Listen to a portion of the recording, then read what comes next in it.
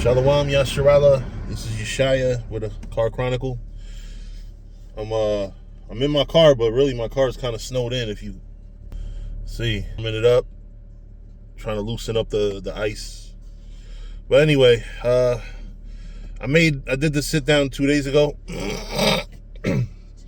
but I want to do it again. So yeah, I didn't upload it.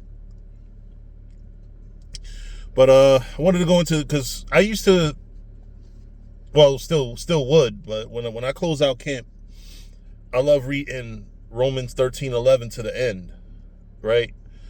Because I always called it my closer, my Mariano, because well, yeah, baseball fans know what I'm talking about, but it's a scripture that I like to keep fresh in people's minds, and the end of it, the last verse, is probably the more impactful one.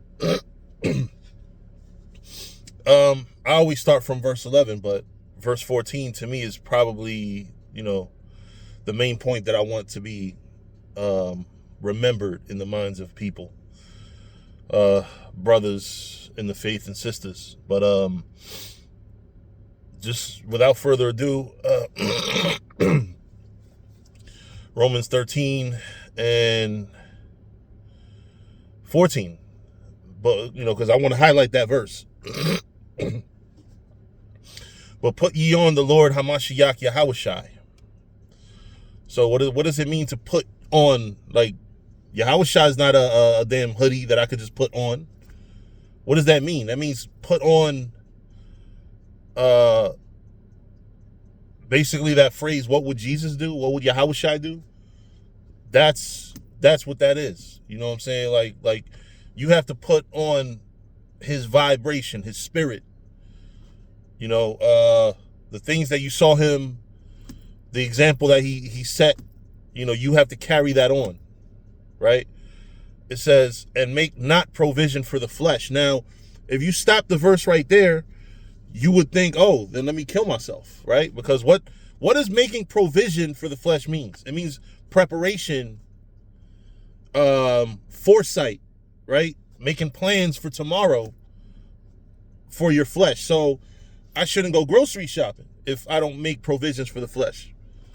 I shouldn't pay my cell phone bill if I'm not made. These are literal. If you want to take it too literal, don't eat, don't drink, don't have a car, don't have a job.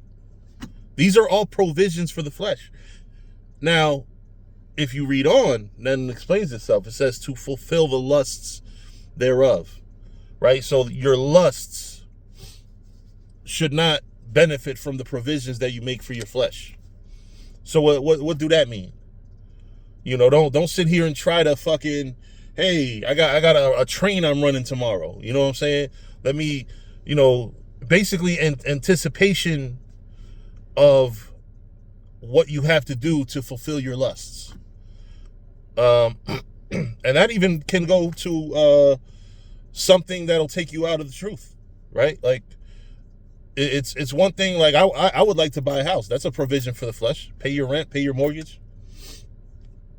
But it's these are all necessities too. You have to have somewhere to stay, whether you buy it or rent it, right? It's not a big difference. It's not, it's not.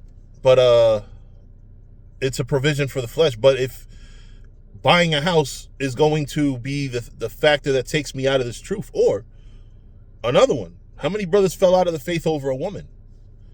So that's a provision for the flesh. But if the woman overtakes your worshiping of the Most High, then that's a provision for the flesh. You can't forget the Most High because you have a girlfriend. That's a provision for the flesh. Lusts thereof, that's the key word. It's not provision for the flesh, but lust thereof. That's the key idea that you're trying to understand in understanding this verse. Because Yahushai didn't live to fulfill lusts. And lust could be anything too, Liz. It's not just lusting after women or lusting after a house. You could be lusting after money. Lusting after, oh shit, I want that car. and things that are going to be a distraction from you serving the Lord. You know, so I hope this was edifying. With that, I'm going to just say shalom and see if I can get out and knock some of this ice off my car. Shalom.